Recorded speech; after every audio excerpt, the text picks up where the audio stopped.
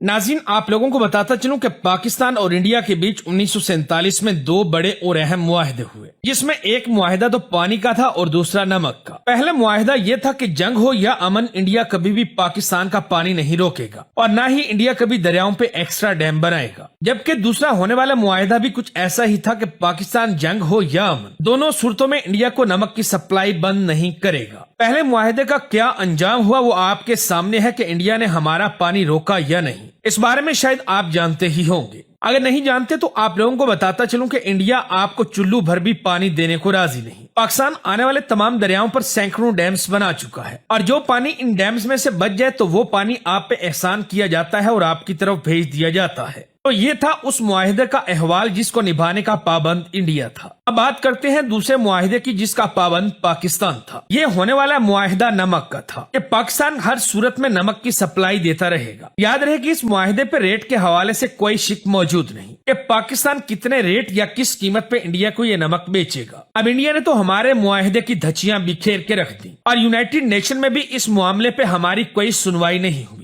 हमारी कौम बेरोजगारी का रोना रो रो कर मर रही है, लिहाजा हमें चाहिए कि हम भी अपने नमक के साथ कुछ नया सोचें। हमारा नमक आज भी कोड़ियों के भाव इंडिया जाता है और इसके चार्जेस पाकिस्तान इतने भी नहीं लेता जितना इस नमक को खिवड़ा से कराची तक का ट्रांसपोर्टेशन का खर्चा आता है। यहाँ पर कराची में मिसाल के लिए बता रहा हूँ, वरना ये नमक तो वाघा बॉर्डर के थ्रू सप्लाई किया जाता है और वो भी एक नमक हराम मुल्क को। आपको ये जानकर हैरत होगी कि इंडिया हमसे ये नमक ढेलों की शक्ल में लेता है और करता क्या है, ये सिर्फ इसको क्रश करके पीसता है और पैक कर देता है और फिर इंतहाई महंगे दामों पूरी दुनिया को इसको सप्लाई करता है, हिमालयन साल्ट और कई दूसरे ब्रांड्स के नाम पे। हमारे हुक्मरानों को शर्म आनी चाहिए कि हमारा मुल्क यहाँ कर्जों और फाकों में अटा पड़ा है और हम बड़ी बेफिक्री से मुआहिदा करते हुए खामोश बैठे हैं। क्या हम खुद इस नमक को क्रश करके पैक भी नहीं कर सकते? और दुनिया भर में कहीं भी पिंक साल्ट मौजूद नहीं और खिवड़ा नमक जैसा जायका दुनिया भर में कहीं भी मौजूद नहीं। तो क्या हम अपनी इस नमक की इंडस्ट्री को भी नहीं उठा सकते जो हमें पूरी दुनिया में अरबों डॉलर्स का फायदा दे सकती है? अब अगर बात आती है मुआहिदे निभाने की तो पहला स्टेप ये है कि हम इंडिया को नमक की सप्लाई देते रहें, मगर हम खुद भी अपने ब्रांड्स लॉन्च करें और हम भी दुनिया भर को नमक सप्लाई करें।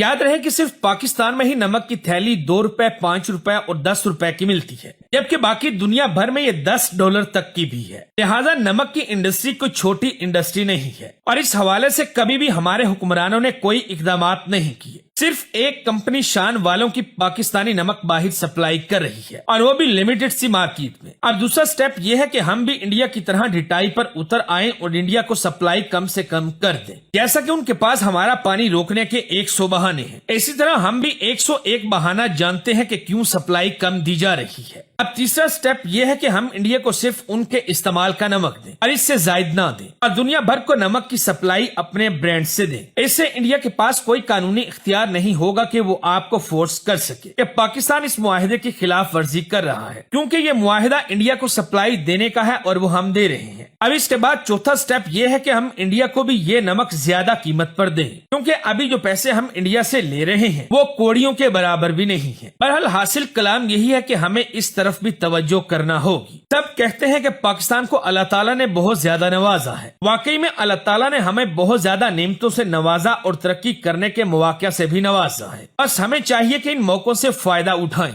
लाजमी नहीं कि तरक्की हमने फक्त इसी सूरत करनी थी कि जब समंदर से तेल निकल आए। अल्लाह ताला ने हमें जिन नेमतों से नवाज रखा है हम गलत तरीकों से उसका ज़या कर रहे हैं और नई उम्मीदों पे तकिया किए हुए हैं। अल्लाह ताला हमें समझने की तौफीक अता फरमाए और अरबाब इख्तियार तक मेरी आवाज को पहुंचाने के लिए इसको अपने दोस्तों के साथ शेयर जरूर करें।